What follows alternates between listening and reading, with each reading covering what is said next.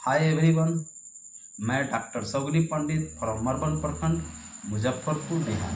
दोस्तों, आज मैं आपको बताऊंगा कि आपके पेट में जो एसिडिटी की समस्याएं हैं, जो गैस बनने की समस्याएं हैं, वह कैसे ठीक होगा।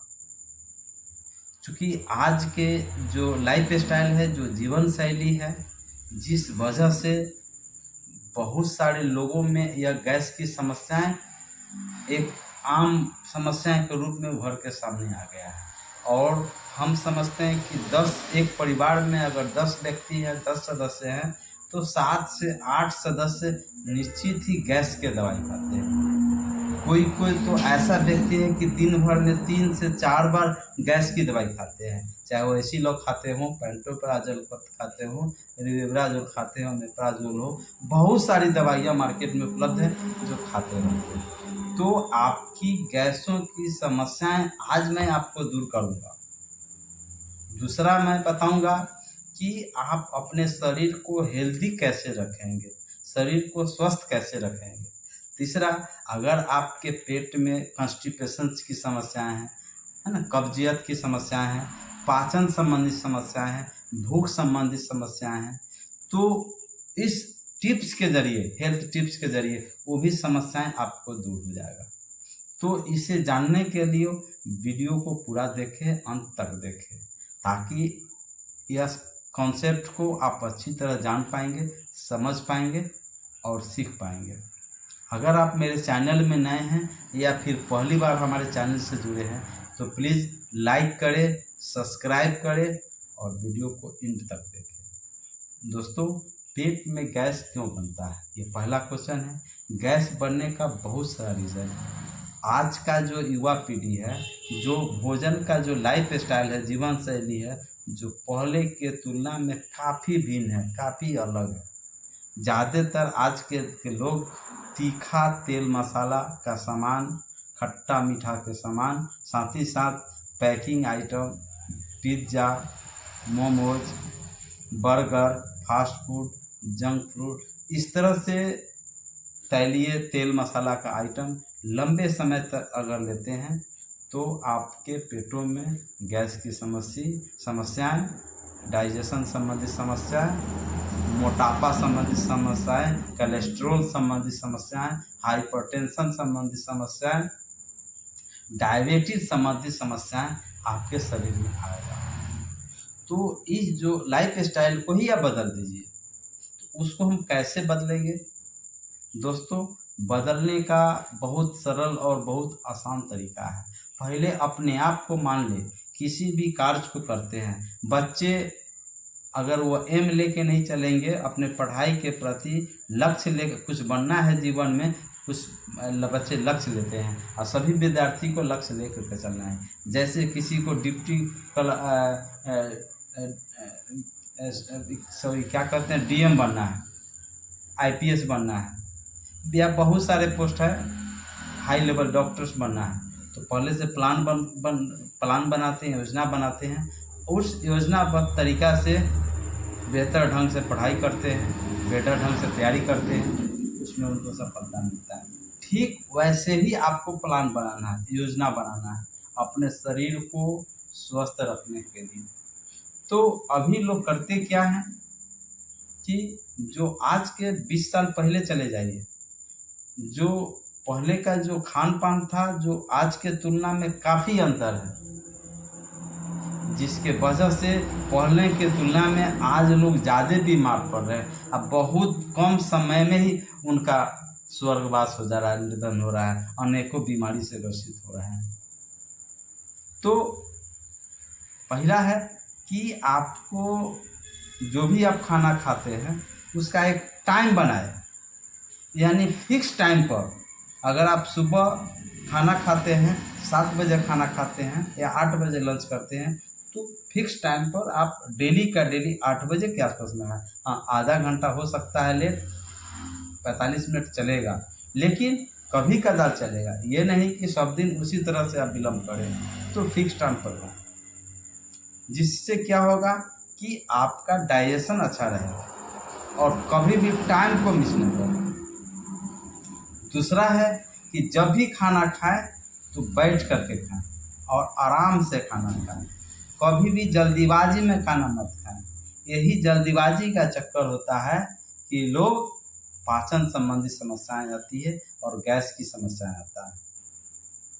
और तीसरा मैं बताऊंगा कि जब भी आप खाना खाते हैं, किसी भी फूड को, कॉम्प्लेक्स को एक बार माउथ में रखते हैं, मुंह में रखते हैं, भोजन रोटी के टुकड़ा को या कोई भी मटेरियल्स को, उस टुकड़ा को आप 32 बार चबाएं और उससे आप टेस्ट ले और बहुत इंजॉय के साथ खाना खाएं और रिलैक्स मूड में खाएं और बैठ करके खाना खाएं। इससे क्या होगा कि आपके भोजन से भोजन का टेस्ट भी मिलेगा और आपके माउथ कैविटीज में सलाइवा होता है, एक लार ग्रंथि होता है जो कि एक एंटीबैक्टीरियल भी होता है और एंजाइम का भी काम करता है। तो आप ज़्यादा चिबाएंगे, सलाइवा अधिक बनेगा तो पाचन में आपका मदद मिलेगा। और तीसरा, आपका जो फूड कॉम्प्लेक्स है वो छोटे छोटे महीन टुकड़ा में चला जाएगा, बन जाएगा, जिससे कि पचना आसान हो जाएगा।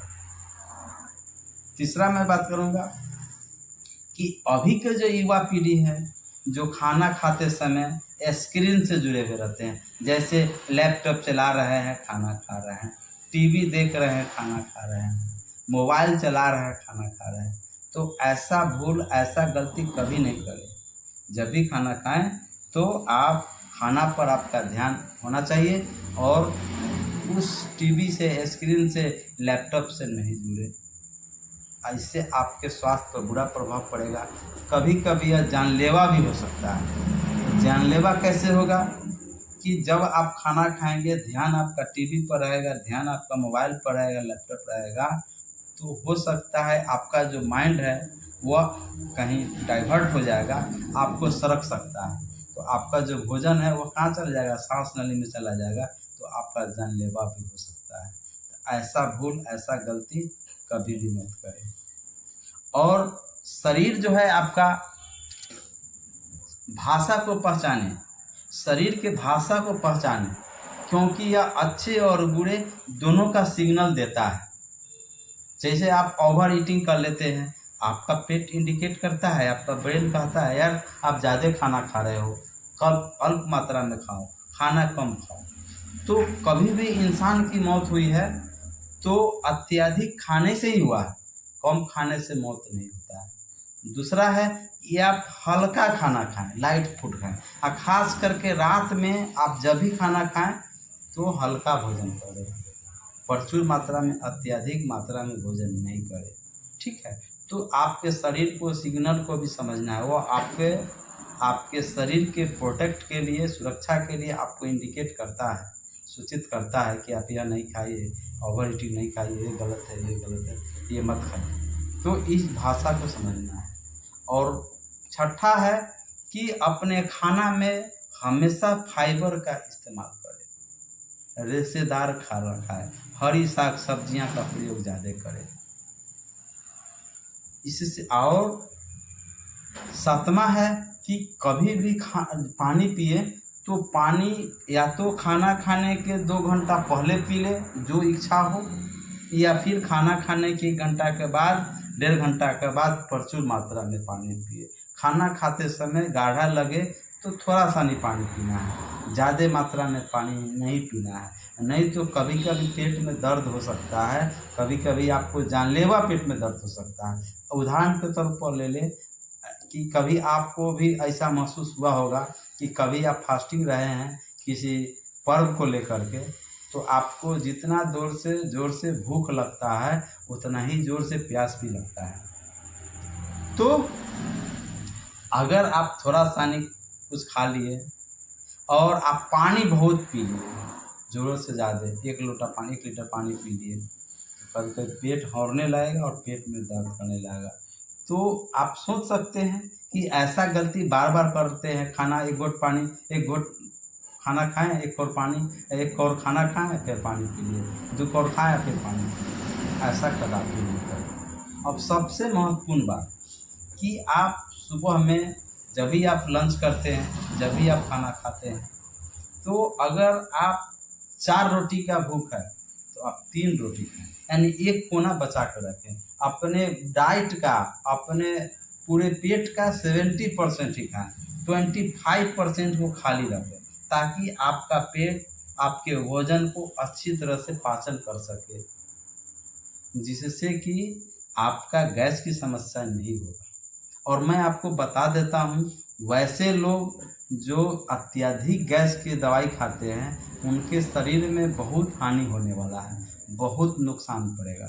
अगर आप किसी एक गैस का दवाई खाते हैं, अगर उससे राहत नहीं मिल रहा है और यह क्रम 15 दिन, 10 दिन, महीना चल रहा है, तो वैसे हालत में विशेषज्ञ चिकित्सक से सलाह करें।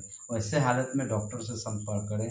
आपका डॉक्टर चेकअप करेंगे, जांचें कुछ लिखेंगे, कुछ लीवर की जांच होती है, कुछ अल्ट्रासाउंड होता है, कुछ इन्फेक्शंस आपके बॉडी में हो सकता है जिसके वजह से एसिडिटी की समस्या हो रहा है, तो वह दवाई से उसको क्योर किया जाएगा। और अपने लाइफ स्टाइल को बिल्कुल ही गलत दिशा में नहीं रखें, हेल्दी लाइफ रखें, हेल्दी डाइट लें। हम समझते हैं कि अगर ऐसा करते हैं तो आपका शरीर स्वस्थ रहेगा, निरोग रहेगा। और सबसे महत्वपूर्ण बात क्या है कि अगर उम्र आपका 35 साल है या उससे अधिक है, तो आप एक नियम बना लें कि अर्ली इन द मॉर्निंग 4 बजे उठ जाएं और डेली टहलना है, कम से कम 10,000 डेग, यानी 5 से 7 किलोमीटर। आप 5 किलोमीटर काफ़ी है, आप टहलिए। जिससे क्या होगा कि आपके बॉडी को भी एक्टिव रखना है, डीएक्टिव नहीं रखना है। शरीर की गतिविधि जरूरी है, उसके लिए फिजिकल एक्टिविटी चाहिए। या तो आप एक्सरसाइज करें, व्यायाम करें, योगा करें, या फिर आप टहलें, जिससे कि आपका हार्ट संबंधी समस्याएं है ना, उसके बाद किडनी संबंधी समस्याएं, मोटापा संबंधी समस्याएं, कब्जियत संबंधी समस्याएं, है ना, एसिडिटी संबंधी समस्याएं, यहाँ तक कि डायबिटीज़ की समस्याएं, ब्लड प्रेशर की समस्याएं आपका दूर होगा। अगर आप लंबे समय से दवाई खा रहे हैं, आप सोच लिए कि हमको दवाई पर चलना है, आप नहीं सोचे कि नहीं हमको बिना दवाई के हमको स्वस्थ रहना है, तो ऐसा रूल्स, ऐसा नियम अपनाएं तो आपको निश्चित ही दुख से निदान मिलेगा, तो रहेंगे हेल्दी। और याद रखिए, स्वास्थ्य से बढ़कर कोई संपत्ति नहीं है। हेल्थ इज वेल्थ कहा गया है कि स्वास्थ्य ही धन है, स्वास्थ्य संबंध आपका सब कुछ है। अगर आपको एक शीश महल में रखा जाए, राजा के महल में आपको राजा बना दिया जाए, अगर आप हार्ट डिजीज से ग्रसित हो गए, ब्लड प्रेशर से ग्रसित हो गए, डायबिटीज़ से ग्रसित हो गए, अर्थराइटिस से ग्रसित हो गए, और आपका सोना मुश्किल हो गया, हराम हो गया, बहुत चीज़ें हैं जो चाह करके भी आप नहीं खा सकते हैं, वो बेकार ज़िंदगी है। अगर आप मरैया में रहते हैं और आपका शरीर हेल्दी है तो वो फिट है, आप अच्छे हैं, आपसे खुश दूसरा कोई नहीं है। तो खुश रहने के लिए आपको हेल्दी डाइट लेना है, समय पर पानी पिए, और पानी भी दिन भर में कम से कम 3.5 से 4 लीटर पानी पिए, यानी 10 से 12 गिलास आप पानी पिए, जिससे कि आपका देखें दोस्तों, आप जो पानी पीते हैं तब पानी का ऑब्जर्वेशन आपके बड़ी आँत में होता है, और जो भी हम लोग खाना खाते हैं छोटी आँत के बाद जो आपका वेस्ट प्रोडक्ट है वो बड़ी आँतों में चला जाता है। और जब आप पानी कम पीते हैं तो आपका जो बड़ी आँत में जो सेल वाल होता है, जो भित्ति होता है, आपका मल वहाँ सट जाता है, जिसके कारण कॉन्स्टिपेशन की समस्या होता है। अगर आप पानी को सुसुम पानी अगर पीते हैं सुबह में, तो निश्चित ही आपको इससे छुटकारा मिलेगा, गैस की समस्या से, कब्जियत की समस्या से दूर होगी। तो दोस्तों, वीडियोज़ कैसा लगा? वीडियोज़ अच्छा लगा तो प्लीज़ लाइक करें, सब्सक्राइब करें, और वीडियो को अपने ग्रुप में, अपने मित्रों में शेयर करें। मिलते हैं अगले दिन, तब तक के लिए आप लोग स्वस्थ रहें। जय हिंद, जय बिहार। आप सभी को मैं बहुत बहुत धन्यवाद, प्रणाम।